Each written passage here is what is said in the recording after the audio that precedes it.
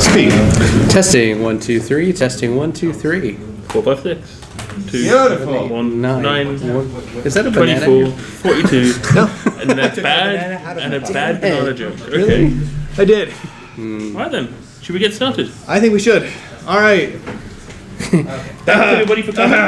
Just in case you're in the wrong place, this is the Q&A with the openSUSE board and one other guy. Yeah, so I'm Richard, the chairman of the openSUSE board. I'm Bryan Lunduke. I'm a random guy on the openSUSE board. And I'm James Mason, and I'm a random openSUSE community member. And it should be noted, so all of us also work for SUSE. Yep. QA. Yep, technical lead for OpenQA.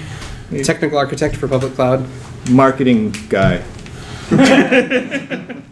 At SUSE at Twitter. At SUSE, yeah. Yeah, I run the SUSE Twitter account, so if you have any questions about Twitter in relation to SUSE, that's me.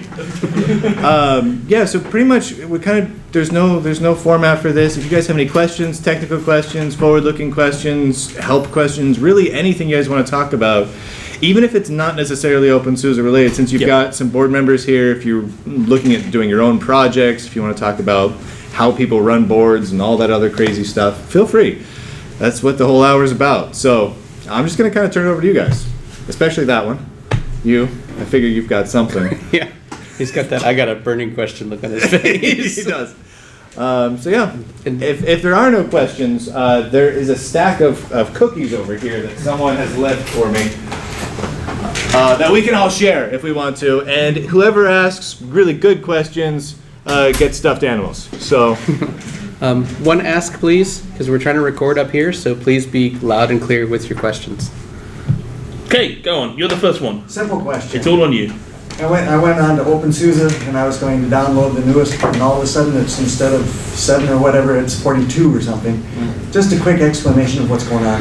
Yeah, so we decided to do, we used to do a release which was sort of your traditional community release. So we have our upstream bleeding edge factory release, and then from that we would do like a 12.1, 12.2, 12.3, etc. Last year we basically threw that entire concept out the window, and we're now building openSUSE Leap, which is a totally different distribution. It's actually starting with the SUSE Linux Enterprise code base and then adding community packages to that. So when we were doing a distribution built in that way, we suddenly had a problem. Okay, well, what do we call it? We decided Leap, and like, okay, how do we version number this? Because yeah, we could call it like 14, but that would have no relationship to the 12.1, the 12 Service Pack 1 code base, which we're actually using as our starting point. We wanted to make it easy of like showing how Leap does major releases, minor releases, how it's synchronized with SUSE Linux Enterprise. And we had the problem that we'd already used 12.1. We'd already used 12 and 12.1, so we didn't want to have openSUSE Leap 12.1. That would just be really confusing. Yeah. So it came up with, okay, how do we like split the numbering gap? And there's actually some historical reference to it. So obviously 42 is a Hitchhiker's Guide to the Galaxy reference. The first version number of SUSE Linux was 4.2 for the same reason, for the same joke. Way back when in 94 or whatever. The first version number of Leap was 0.42 for the same reason. So we're starting something new, doing something big. 42's historically where SUSE starts with that stuff. So yeah, 42.1 and 42.2 will be coming out later this year. The downside to this scheme, of course, is if we ever do anything new again, we have to make it 420. Yep. Yes. Incidentally, from a technical side, this is pretty easy because for the SLES products, the service pack is numbered as a dot. So again, when we talk about 12.1, we're talking about SLES 12 service pack 1. But from a writing code side, all we have to do is plus 30 in the code to get to the right version number. So keeps it nice and consistent with that stuff too. So yeah, could get a stuffed animal. Yeah. Good. Yes. I have a question. You're in the right place. I know in the past, Novella bought SUSE, and there was a relationship there, and I believe the companies have been split apart after being acquired by Attachmate. Kind of. Kind of? Yeah. And I know that there was a relationship with Microsoft at one point in time. Yes. Considering that Canonical is now pushing their stack, or partnering with Microsoft to push their stack to Windows 10 and whatever kernel they decide to run after that, do you see SUSE kind of going that route, maybe doing some type of compatibility layer or working with that? Yes. You want this one? Hold on. I think there's a lot of chomping at the bit here. Okay. What do you want to talk about? Do you want to talk about the relationship part, or do you want to talk about the Windows 10 part? I want to talk about the Windows 10 part. Okay, you can talk about it. I don't care about that. I mean, Okay. the relationship. So the Windows 10 part of things. So the brief history of everything else that you were talking about. So SUSE and Novell became Novell at one point, and then over time, SUSE kind of stretched apart. See, this is the part I know really good. Okay. Okay, take this part. So Attachmate bought Novell. Attachmate created a marketing model called business units, where each brand operated separately, except the things that had to be the same, like HR and legal. I mean, Novell had their own sales guys, SUSE had their own sales guys, Attachmate had their own sales guys. There's another brand, NetIQ. They all operated very independently. Almost 2 years ago now. Yep, 2 years ago. Micro Focus reversed merged with Attachmate, and we became the Micro Focus group, and they've gone a very different direction with it. They have two brands. They have the Micro Focus brand and the SUSE brand. And we still operate very much like we did under Attachmate. We still operate very independently, but all of the other brands, Novell and Attachmate and NetIQ and Borland, have been merged into the Micro Focus brand, and they all work together now. Side note, so Michael Borland, who created Borland and was the guy who wrote Turbo Pascal, still works for Micro Focus. So SUSE and the guy who made Turbo Pascal are technically in the same company now. I did not know which that. he and I have been geeking out about a That's lot. Because he's a really nerdy guy. And- My first code was written in Turbo Pascal. Right? Yeah. Right? And so when we reverse merge or whatever you want to call it with Micro Focus, we kind of all became one. You know, the thing that got me the most excited was that Michael Borland was there. And I'm like, that's awesome. Yeah. I mean, day-to-day operations for us, it hasn't changed anything. And as far as the cooperative agreement with Microsoft, you know, when that came out, it was like a huge thing. There was so much negative press, and there was so much beating about it. And it says something about, I think, how much Microsoft has moved and how much people have moved on, that when Red Hat finally signed a similar agreement last November in order to get Red Hat images into Azure, it wasn't a big deal at all. And with Ubuntu packaging up a binary closed source Windows application to ship on Windows, it hasn't been a big deal at all. So I feel like everybody's kind of moved on. I like that. Like you got that in there. So yeah. So in a way, you can kind of view. So when SUSE started some agreements with Microsoft, in a way, it was kind of taking one for the team. Is a way a lot of people, I think, in the community kind of looked at it, where it's like, okay, you know, this isn't necessarily going to be popular with certain segments of the community, but it helps to drive Microsoft towards the open source model. And because of that, their open source division expanded hugely, and now they're actually doing real open source and free software, which is no one expected even 3 or 4 years ago. I mean, it's kind of ironic, you know. How many of you are familiar with the bad lock bug? You know, we had this big patch, and it was embargoed until a patch Tuesday, because Samba is now so closely following Windows, and there are a number of Samba developers that work at Microsoft, that this same bug pervasively hit both Windows and Samba and had to be patched equivalently on both sides. So there's a real architectural kind of shift there. So, does that answer your question? Or? I think so. Okay. I mean, in general, I see it as a win, but I also have people I work with who think it's an abomination on the Unix side and on the Windows side, and that they shouldn't play together. So Linux subsystem for Windows, specifically as to that part of the question.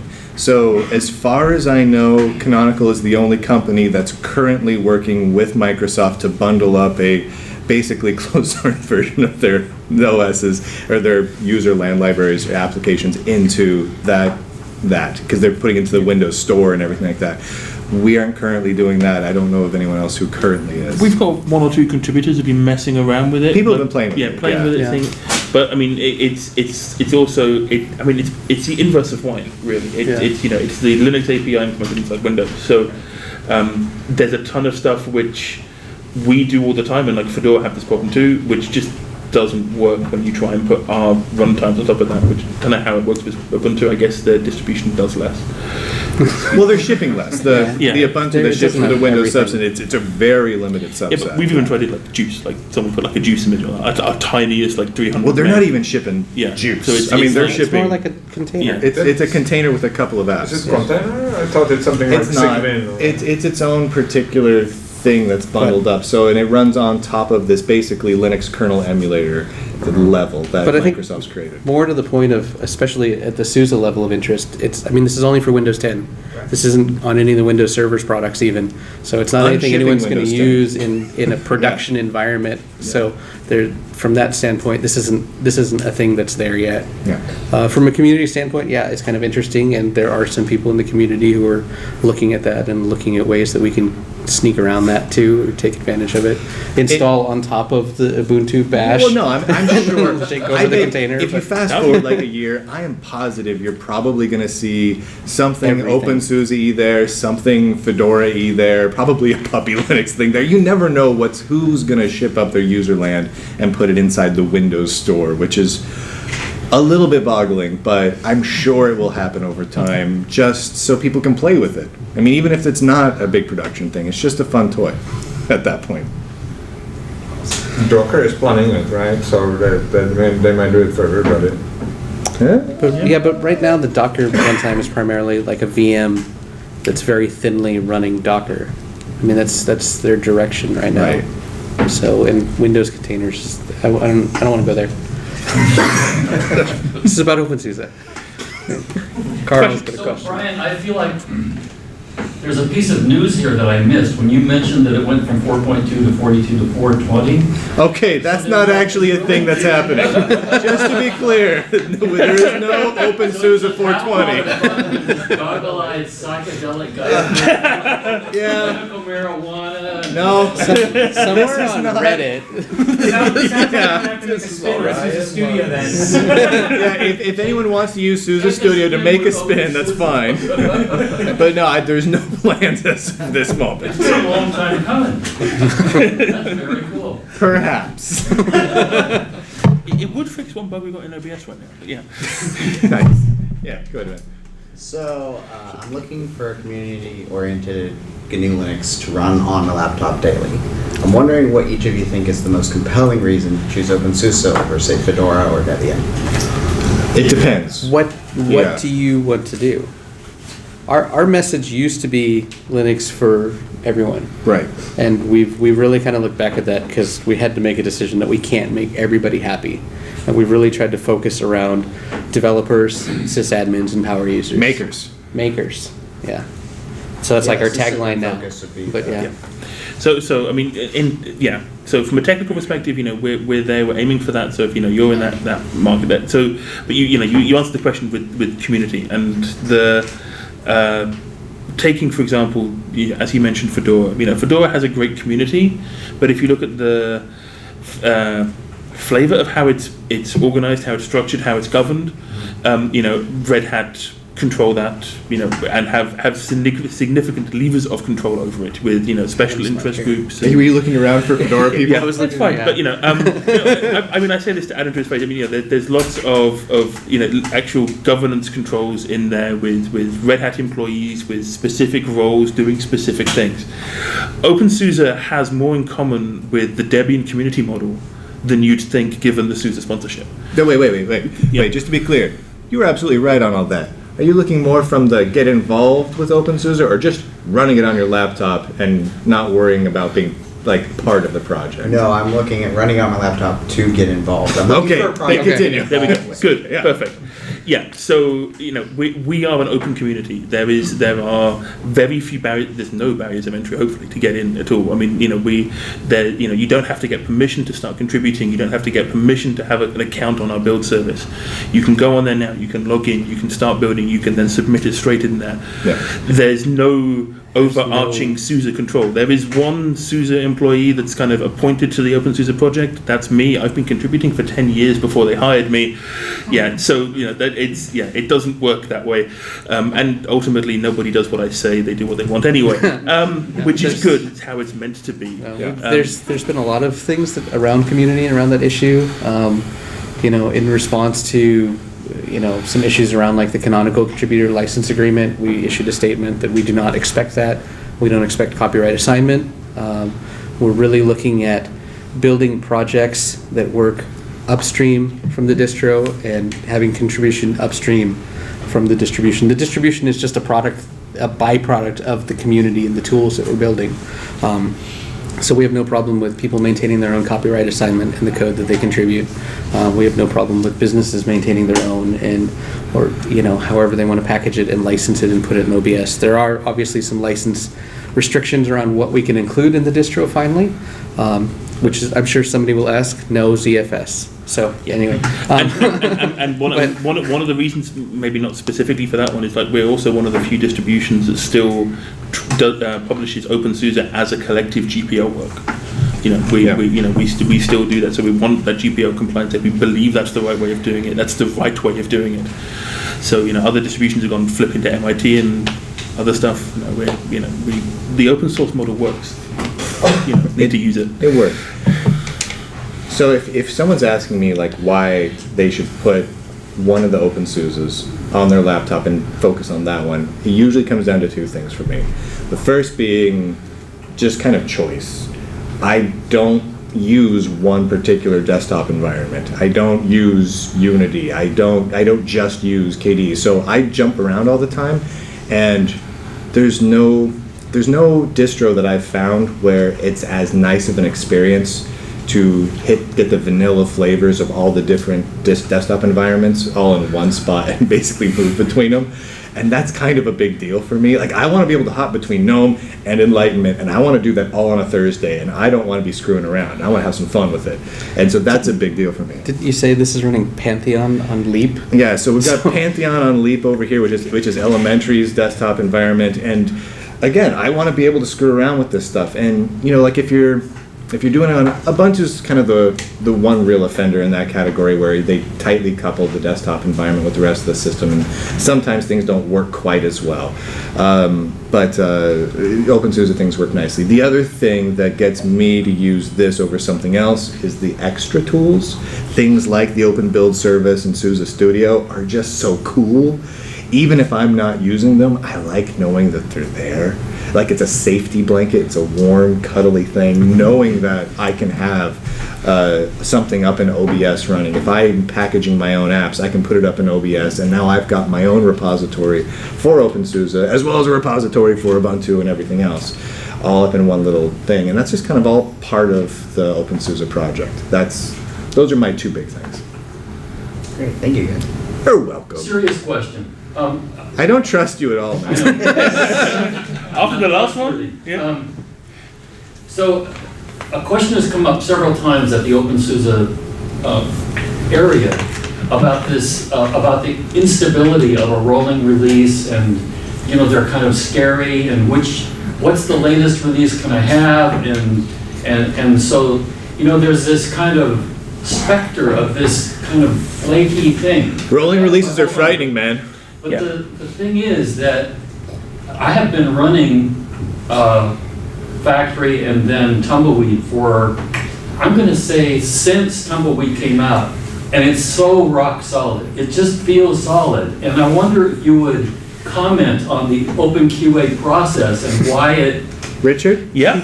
I have a bill for that. Yeah. I have a talk in this room at 3 o'clock if you want the long 1 hour version of this, but to put in the short way, yeah. We do rolling releases properly. There's no other rolling release that can say that, really. Arch does their best, but they can't roll as fast as we do, and they put a lot of faith in passive testing. Let's leave it, hope it works in a month's time, and then move it. And that doesn't work. It's not reality. We're the only rolling distribution that has an active testing program, fully automated. So when something moves, and we can move anything we want, we can test the whole thing. So we can move everything that we want at the same time, and only ship it to users when it's ready. And that's the key part, which OpenQA really opens up for us. We can have a developer submit a new package, and it can be anybody, regardless of where they come from or if we've ever seen them before. We can then test that before it hits a single repository, and we do that in OpenQA, and we say, okay, yeah, that looks kind of good. We test it quite quickly, so we're not doing a nice detailed test there. Then we check it into Factory. Then that builds the whole distribution that's going to become Tumbleweed. Then we test the whole thing with bells and whistles and 100 different installation tests. All automated. All automated. I mean, this happens like in the middle of the night, and then if it's green, it'll ship in the middle of the night. Like no one's there pressing any buttons. Like the system just works and pushes out. It's friggin' magic. And we wake up in the morning and everyone's got new Tumbleweed updates, and it just works. And okay. Sometimes there's what I would consider minor bugs, the kind of things you'd expect in like a Pretty release minor, candidate though, or yeah. maybe a beta of another distribution. We find them, we fix them that quickly because we've got that process that can do that fast, and then we make a test to make sure that never happens again. So it's a constantly healing process. So yeah, we've been down this road now for 2 years with the new Tumbleweed, and yeah, it works. And just to be clear, while there's a great deal of automation, every package has an assigned maintainer who's responsible for accepting packages around it and actually reviewing those changes initially. So the first step is a human interaction and a human review of what goes into the process. openSUSE is not 100% AI produced. But I mean, this guy, Not yet. so he's presenting here. Yep. 3 sessions, and the first thing he did at the beginning of the show is update his Tumbleweed, and this is like his tradition when he goes to a conference. Yeah. So, I mean, I work on Tumbleweed every day for work, every day. Word. Yeah. Yeah, I keep one Leap installation around to do like my video editing on like my one workstation that I never want to screw up, but my Tumbleweed box never screws up anyway, so I don't really know why I'm holding to that hard and fast tradition. It's almost like I'm used to having one hard distro and then an Arch over here that is always broken to play with, you know? And I just haven't gotten over that mental mindset that I don't need to do that anymore. My kids use Leap Yeah. because I don't want them having to ask me why they update 4 times a week. One of the biggest reasons to not use Tumbleweed is you're always updating because it's always getting the fresh packages. So if you just really do not have a fast internet connection, you go to Leap and then you don't have to update as often. Literally my daily routine, first thing after I do is log in, open up a terminal, sudo zipper, that's it. Yeah, Right? and you're done. Then you walk away and get breakfast. Yeah, exactly. And then reboot because there's a new kernel every time. It seems If And amazingly, you like don't long screw up. uptimes, you don't want Tumbleweed yet. yeah. Yeah, we're working on some of those things. So I have a question for you guys. So you're mentioning Open Build Service and Open QA. Is that sort of stuff available for me to set up my own server so I could run my own Open QA tests, my own Open Build Service at home? Totally, yeah. So, I mean, OBS is used by other projects already, either using our hosted one or their own. Like OwnCloud have recently moved to their own one. Linux Foundation have used it. Quite a few Dell build all their Linux packages on their personal OBS.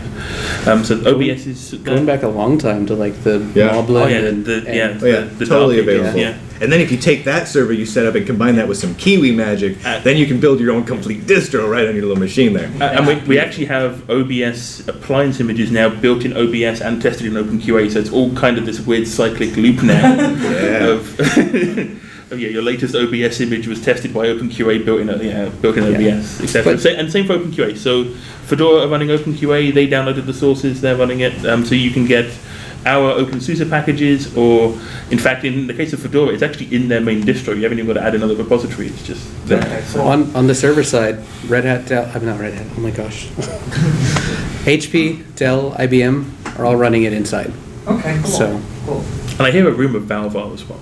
I haven't been able to get them to confirm that. I've heard that rumor as Yeah, well. but and I, in fact, if somebody knows enough about Deb to point out like where I could read some build metadata, I'm pretty sure we could find evidence that the Valve Deb packages are built inside OBS, because I trust the guy who told me, but I haven't actually seen it with my own eyes yet. And I also just want to say thank you for working on Tumbleweed, because I use it daily as my OS, so.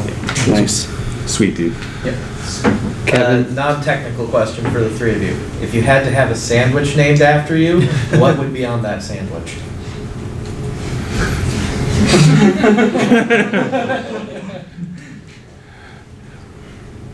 Mine's pretty much just going to be meatballs. Yeah, I was going for a meatball sandwich Yeah, a too, meatball, but yeah. like pepper jack and lots of olives. Pepper jack. And, Olives. Ham. No. Just ham. Ham. Like, no, what are you trying to say, Carl? Screwing up a meatball sub, man. I have no idea. Chicken teriyaki, why not? Ooh, yeah. Yeah, chicken teriyaki. Yeah. Yeah. I'll change my answer to that. I'm sticking with my meatballs. Any non-meatball questions? Go on. I knew you had a question, dude. others asked the controversial ones, so I'll skip that. But what I understand that aligning to /12 or 13 or whatever it's going to be in a while, there is quite a bit of synergy, and it saves you, as company and the community, quite a bit of effort. Yeah. So these synergies I understand, but is there some other long-term goal where, you know, we could benefit more? Let's say I need to compile something which will run in special directory. Could I do it on openSUSE and I run it on /, or something like that? Yeah. I haven't seen anything on the community documentation. Yeah, you missed our talk yesterday, but yes, since, and this is a rough approximation, but roughly you could say everything from X down in Leap is SLES, and it's binary compatible. And for 42.2, that will include the kernel as well. Yep. I'm looking to him because I want him to say yes. Will be. Yes. It really will be. Yes, you could compile an application on Leap. You could use Leap as your desktop application and take that binary to SLES in production, and it will work great for you.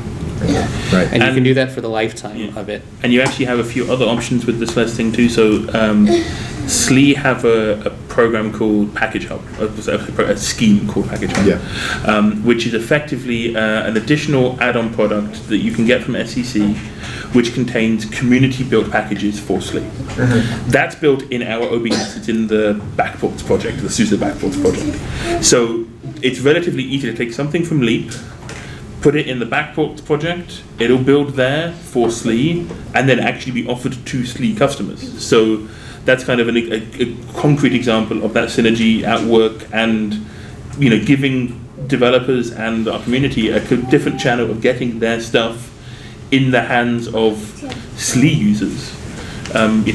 Without the official SLE level of support, but it's moderated by SUSE, so if the package suddenly catches fire and stops building, then someone will be there to help. And that's so it's all part of the same family. It's a very valuable synergy for users, right? Yeah. Even if you work on the enterprise Linux, and you are going to be on openSUSE at home, right? Right. Yep. And which one do you mess with, right? Right. Yeah. I mean, you have to choose, nice. And it's handy if you can take advantage of this common code. It's wicked handy. And we have a feedback loop happening now, where some of the design decisions that were made for Leap 42.1 that were different than SLE 12 SP1 will be incorporated into SLE 12 SP2.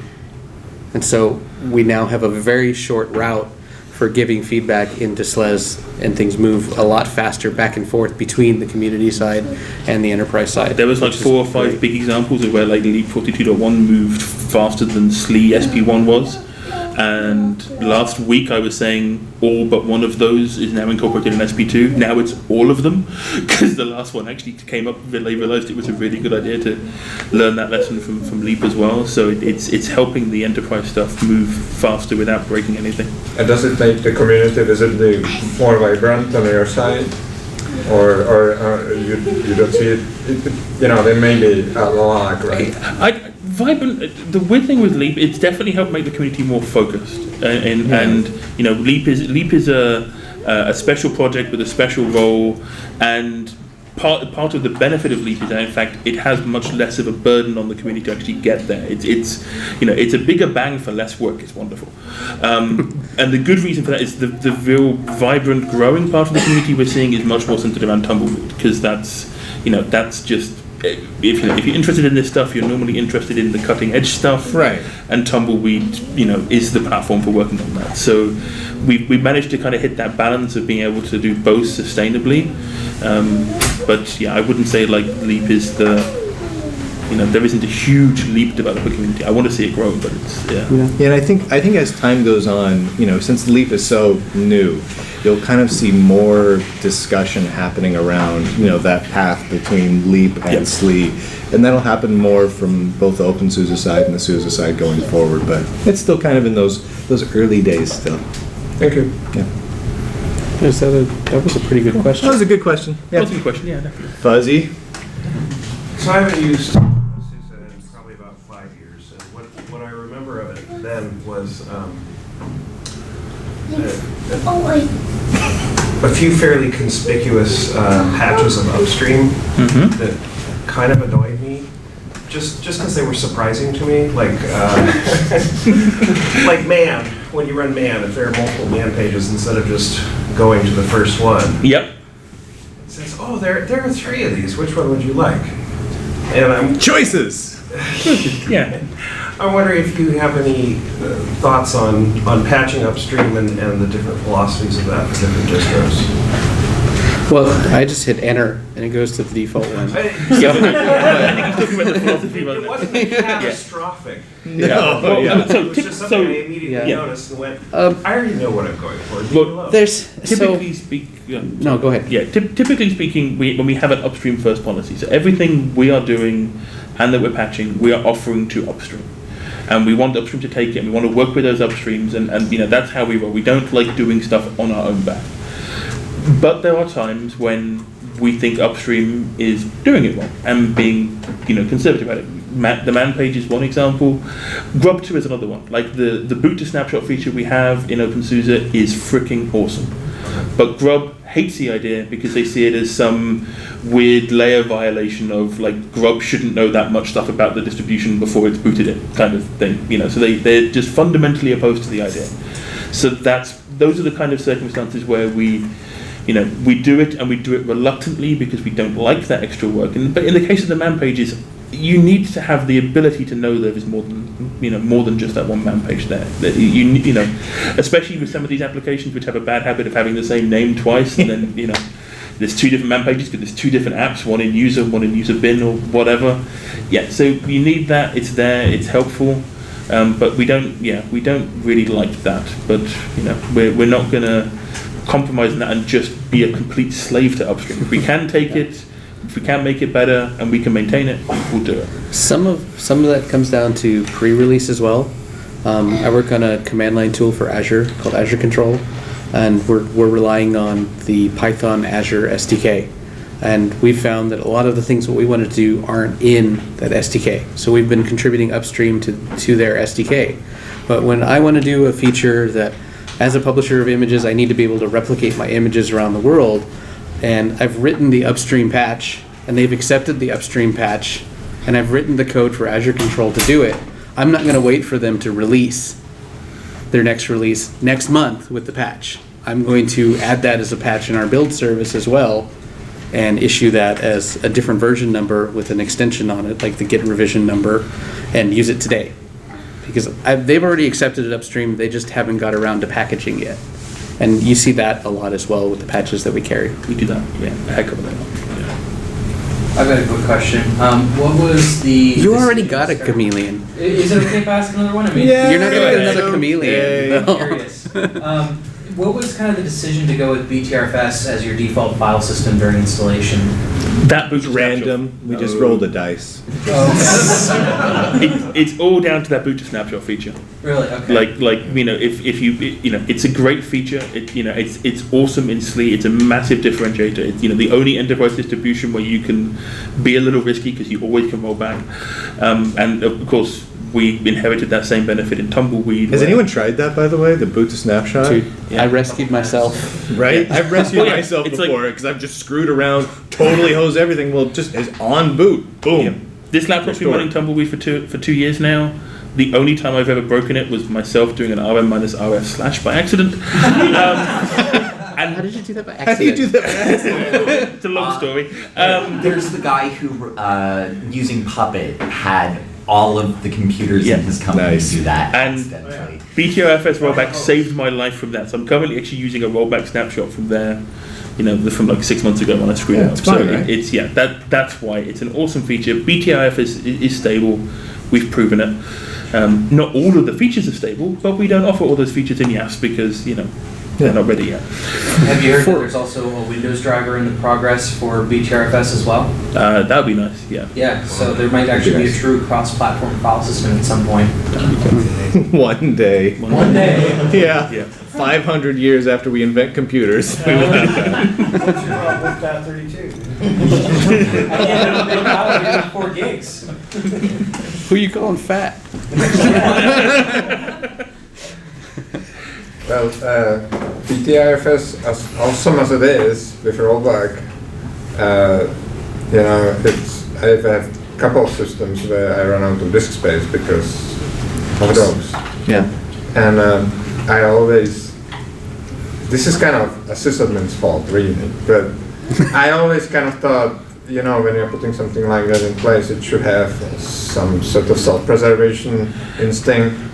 Okay, admittedly, the 13x versions of openSUSE were a little bit too forgiving with the default settings, in the sense of, you know, you'd give it a 20 gig root partition, and it's like, yeah, that's enough for snapshots. It's like, that's not enough for snapshots. Like for 20 gig, for a default openSUSE installation, you need a root file system of 40 gig to really handle those snapshots in the real world with production loads. Yeah. Now with Leap, with Tumbleweed, with SLE, that's the default. Like if you go below that, snapshots get turned off, because you know, you can turn them on if you really want them, but you're doing something stupid. The part of the problem is, at the moment, Snapper is cleaning up its snapshots based on a simple kind of counting the number of snapshots algorithm. In 42.2, we're aiming to actually fix that with a new feature that will be aware of how much space you have available left on your root file system, and it will tidy up based on that. So, you know, that problem should just totally vanish at that point. That would be great. I was just thinking, you know, when somebody has it on a laptop and you update and then it doesn't boot and you don't have internet. Yeah, I know. Yeah. But then you just roll back. You don't roll back over like a disk space, right? Yeah. No, but you can boot into a read-only snapshot, then clean up the other snapshots. Yes. If you know. Yeah. If you know. Yeah. If you happen to solve that problem before, you know what to do. Right? If you're really panicky about it, you can still choose ext4, XFS, ext3, look, even. VI you know, so. Look, it's you know, it's when it happened to my daughter first time, she had no clue. Right. Yeah, it was weird. Like, oh, I need disk space. RM this file. What do you mean no disk space? I'm deleting a file. Oh. Disk space delete stuff. Yeah. Anyway, this guy has a question. Kind of on the idea of the boot snapshots. Yep.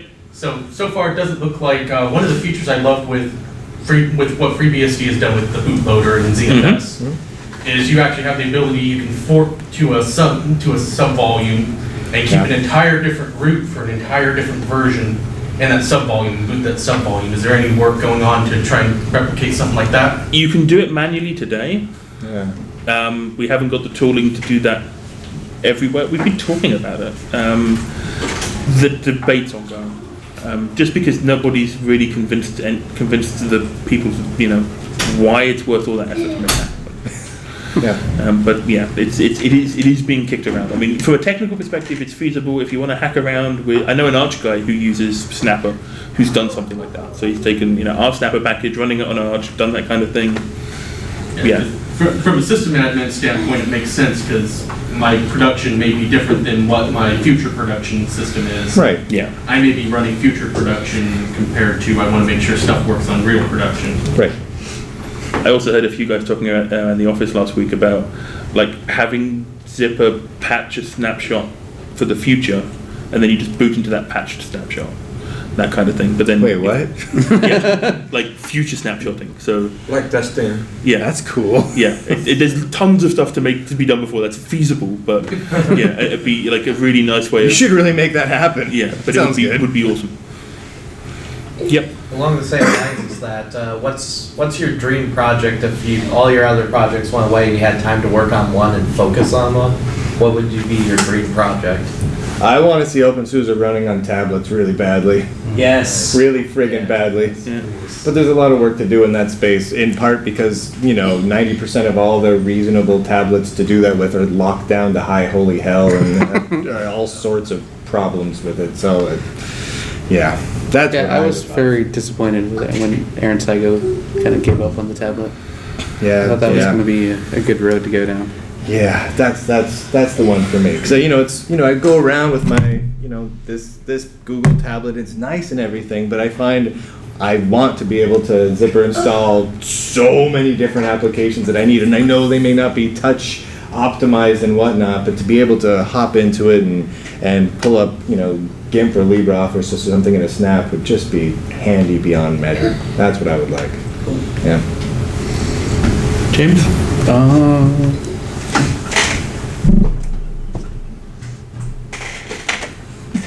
What? What? What? No. Can't? Nope. Okay. I'm really interested in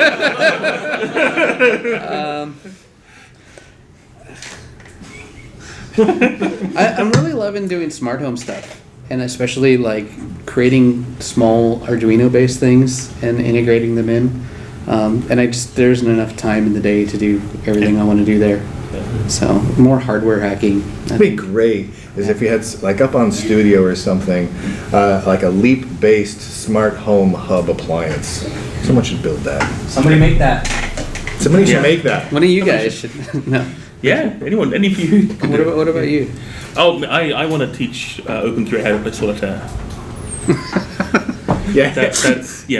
That we're not that far away from it being technically feasible. So time. OpenQA does automation, but it does it fully visually by essentially emulating both mouse and keyboard and everything. So it controls the computer itself, just clicking around on things, reading the screen, seeing what's what. So add an AI to it to play solitaire. Machine learning there. Yeah. Plays great. That seems like a really good use of time. Yeah. You're not allowed to ask any more questions, Kevin. They're all out. Kevin's out. Oh. And you didn't even get a Geeko. Well, You have one. Okay. Yeah. You're all right. You're all right. Yeah. So first of all, thank you for your work on the project. It's very exciting to see what's been coming up. So I've been running openSUSE as my daily driver for about the last 2 or 3 years. Nice. And I've been doing a lot of scientific computing with it and then installing occasional games. And one thing that I've found is that it's been neat to see the build service grow more and more during that time. And so it's often been the case that if there's a package for Ubuntu, for instance, there's something ready in the build service for openSUSE as well. Right. Yeah. Having said that, I have found it to be the case on occasion where there's something available for Ubuntu, there's a PPA out there, or there's a Lisa Dev, and there's nothing equivalent for openSUSE. I've never seen it go the other way, where there's something for openSUSE that's not available for Ubuntu. So my question maybe is a marketing one, and it's what efforts are in the works for increasing that? Yeah, so there's kind of two ways to go on that. So if, let's say, there's someone making a desktop environment, like a new version of GNOME, you'll likely see the new versions of that on OBS long before you get the PPA for that, just because there's usually additional hurdles over on the Ubuntu side of things. They always overcome them, but it usually lags a bit. But you're right, there are some packages, especially if it's a very small development team, where they're just like, you know what, let's just stick this in the PPA. We're not even going to worry about this anywhere. It's not going to go in the Arch repository. It's not going on OBS. We don't worry about it. And that does kind of blow. And it blows not just for the openSUSE people, but for everybody. So I think the more we can talk about things like OBS and convince people to come over to OBS for all of their packaging, hopefully will allow more of those applications to be available right away on. Hey Josie, play quietly. It's cool, kiddo. You're cool. Not just available for SUSE and openSUSE, but so that they can become available right away on Arch, on just stock Debian, and all these different things that OBS supports. And I think it's hard to get people over that mindset of I'm just going to use whatever the theoretically largest elephant in the room's tools are, and that would be PPAs over for Ubuntu, and use something else. But I think once we can convince them of that, I think then everyone who's using CentOS and Arch and openSUSE gets the packages a lot faster. I think that's the way we got to go. I can give one example, that's fun one. I won't mention the name of the project because they're cool and they're awesome and they fixed this, but a rather popular multimedia set of packages for lots of distributions. And I was looking at their website, and they had the packages there for Fedora, and they had the packages there for Ubuntu. All of that was on their website. And then I realized every single one of those packages were all built in the build service, and they didn't have an openSUSE package. Just ridiculous. So wrote the guys an email like, hi guys, really like what you're doing here. Could you just take this tick box in the build service and Yeah, maybe put it in the distribution, and now it's in the distribution, and it's not even in an additional repository. We like it in the distro. Yes. Where we can get away with it. We don't want a model of lots of PPAs and lots of add-on repositories. Put it in the distro. We're open. And I think you kind of alluded to it. It's kind of a marketing issue. It's more of just letting people know about it, and this is quite bluntly something we suck at. And this is something we kind of been fighting with for a while. Yeah. So SUSE as a company and openSUSE as a free community, both of them build this amazing technology. I mean, really, really cool stuff. And these amazingly smart people sit down in their little mad scientist rooms, bang out this killer code, and then they're like, cool, I did that. Over here, let's work on the next thing. And then like 8 people know about it, and 8 people love it, and it changes their world. And then you come to a conference, and everyone's like, OBS, Kiwi, I do not know of these things. What of which you speak? And that's part of what we've kind of sucked at traditionally, is telling people the things that we've built. We build pretty decent documentation for some things, and we build really great tools, but we don't convey the great possibilities of them to everybody. And that's something I think we're getting better at, but it's still something we need to improve on. And the flip side of that is the third-party apps, and there's no silver bullet for that. Yeah. It's a long, hard slog, one at a time. Yeah. But most projects are very willing. Case in point, last week I used Slack. Slack publishes, they publish an RPM for Fedora. And when you try to install it on openSUSE, you get a missing dependency issue. Just one, and you can just ignore it and it works great, because it's looking for a package that's there, but it has a different name in Fedora. I filed a bug on it. They're like, okay, talk to the guy. They're like, yeah, we can do openSUSE, that's cool. And I looked at the dependencies, I went through the Fedora dependencies, I found that there's a different dependency you can rely on. It's something that's actually being provided in the differently named packages that satisfies it. Sent that off to them, they're like, yeah, that's awesome, we're sending it to the Linux team, it should be available in our next release. And other packages where people have taken the source code, put it in an OBS, said, hey, this is an OBS now. Lollipop. Lollipop is a media player for GNOME, and it's a fantastic little media player. Has anyone seen Lollipop? Lollipop is, if you like albums, if you're like into albums, Lollipop is the best media player there is. But anyway, we could do a whole hour on Lollipop. I wrote to the guy and said, hey, there's a package in OBS. Would you mind linking to that on your homepage? Yeah. Wrote back the next day, no problem, put it up there. People are open to it, projects are open to it. They may not be willing to do the work, but as long as the community is willing to take a step and ask, they're almost always willing to make that recognized and make it available. So it's just a matter of everybody saying, oh, I need that, it's not there, I'm going to go ahead and do a little work to make it happen. And I think realistically, 99% of all Linux devs at some point or another have run some variant of SUSE and openSUSE, just because we've been around since 1872. We're kind of like the oldest company we've existed longer than Red Hat and everybody, and because of that, people have this little bit of happy, good feeling nostalgia. But if they've, let's say, for the last couple of years been working on Fedora or over on Ubuntu for a little bit, sometimes they just don't think to target Arch and openSUSE and all these different things. It just doesn't cross their minds. But if you mention it to them, they go, oh yeah, that's a good idea. Why haven't I been friggin' doing that? And then they do it. And it's usually a very quick and easy thing, but we have to chat about it and talk to each other and have things like this. What kind of outreach opportunities are there for a younger generation? 8-year-old me is looking at that graphic going, tell me more about that. Yeah. So, bringing in community support from young kids. 101. Yeah, I mean, not 8-year-old, but we have 101.opensuse.org, which is our mentoring program. So it's currently kind of paired with GSOC, but not. And that's where we're really are trying to get that new generation in there. We have mentors signed up with key concrete tasks across not just the distribution, but we're doing a lot of really interesting stuff with web applications, Portos, OSM, our event management system. We have lots of nice new shiny webby stuff as well across the whole openSUSE ecosystem. OpenQA has a few things in there. If not, it will do soon. 101.opensuse.org. It's there. Design stuff. Yeah. Artwork stuff. Yeah. fixing the tail on there because I cut it off in the end. There's lots of that going on. So yeah, we're trying to outreach that. 5 minutes, and I have a question if you don't. Yeah, you can ask a question. How do you see the open source community helping like the medical field? Or I know there's like openEMR and stuff like that. We used to have an openSUSE medical spin. We did. Yeah. And what really happened to that? Right, and we do, and SUSE does on the enterprise side do some work with medical companies and whatnot.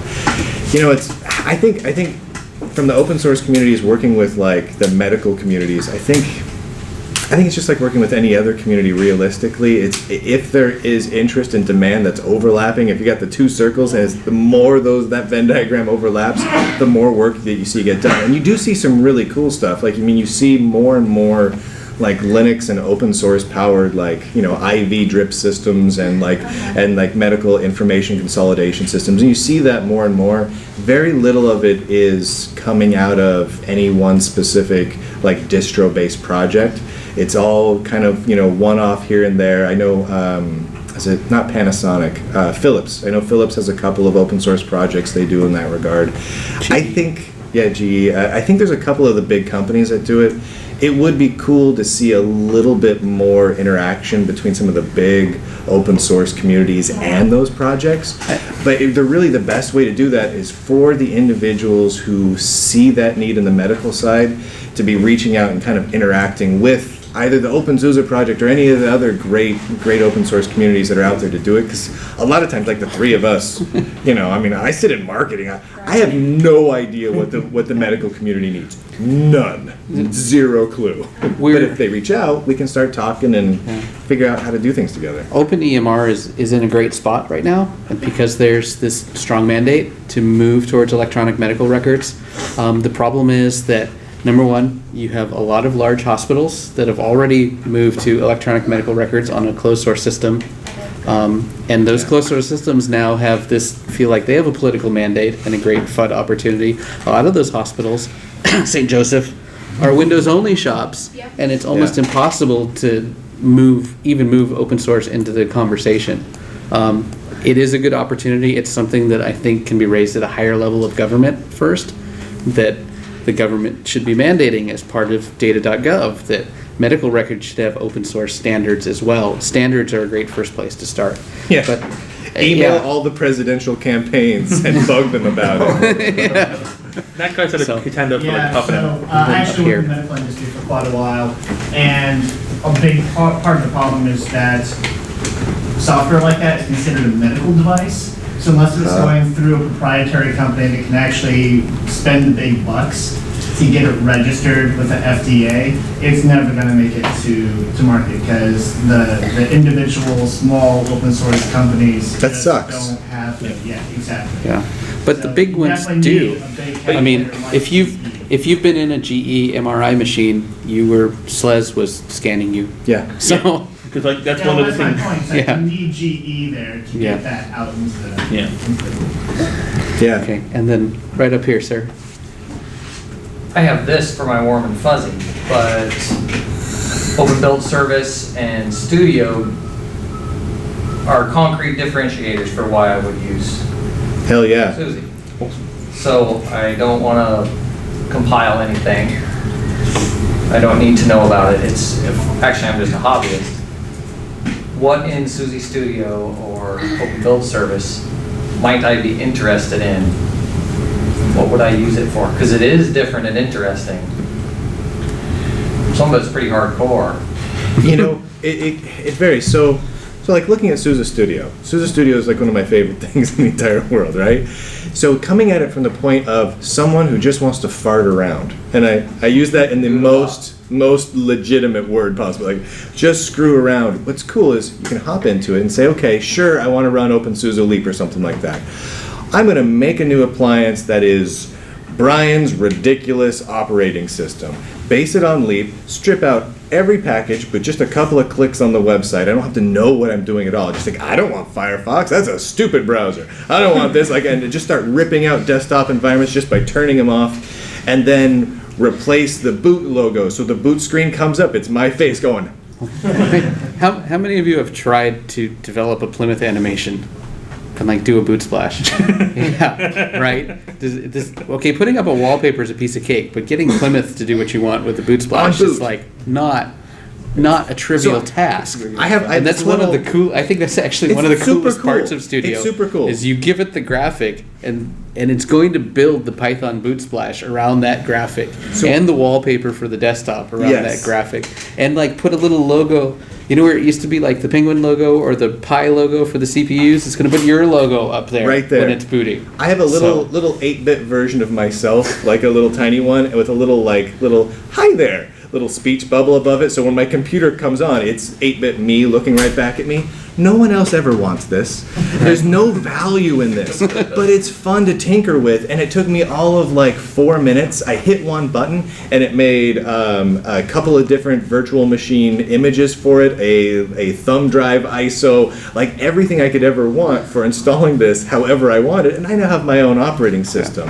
Okay, I saw that, and that was cool, but then I thought, well, I'll probably do something, and in 4 months, one of these damn updates is going to break the hell out of it. No. Does that No, because you're using the upstream repositories. Yes. It's just changing what installed to begin with. Like the registration machines out here for LinuxFest. Yeah. Jacob and I built those a couple years ago on Studio, on like 13.1.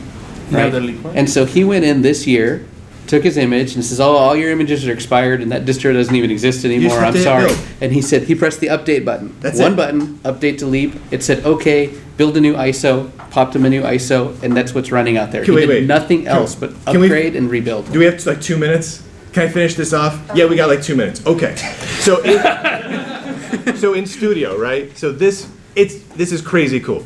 You go into SUSE Studio, create an image, just a nice blank openSUSE Leap-based image, right? There's a test drive button. So you can go, I'm going to build this and test it. It pops it open in a browser, basically connects over to our servers, runs this little VNC instance where you can play with your OS in the web browser. For an hour. So you can kind of just play with it, see how it's working before you download it. That's cool, but you're screwing around with it. You're like, you know what? I don't know what files to change. I don't know what command line tools to run to, say, change all the bookmarks in my default Firefox browser, right? But you know how to do it if you're running Firefox. So you go in, add some bookmarks. Well, then this little tab is up there at the top that says Modified Files. You click the tab and it says this is every file that's changed since you started playing with this. Do you want to keep any of them? Yeah, I want to keep this Firefox configuration. That's probably doing something. And this other one. You hit a button. Now every time you rebuild that image, it's changing those files like you changed it during your live instance. Yeah. Every time you say a new security patches come out, you just hit build again. All those changes get reapplied instantly without you doing anything, and you get all the service updates, you get all the package updates, and you never had to know how to do squat. And that is just the coolest thing in the world to me. It's a little thing. But it's taught you how to do it, because you now know it's taught me how to do it. Yeah, it's taught me how to do a lot more because of that. But even if I didn't want to learn, it's just fun to play with. And so, I mean, that kind of comes back to the whole ethos of openSUSE is have a lot of fun. And even though we do, most of the stuff has a value to it, it's just, we want to goof off and have fun while doing it. Yeah. So it's got to be as easy to do as possible, and it's got to work so consistently that we don't spend, you know, every other weekend we have screwing with it trying to make it work. And anyway, that's one of my favorite things in the entire world. Like, it's just ridiculous. Okay. Cool. I think we're done. We're done. That's it? Thank you. All right. We should take a picture.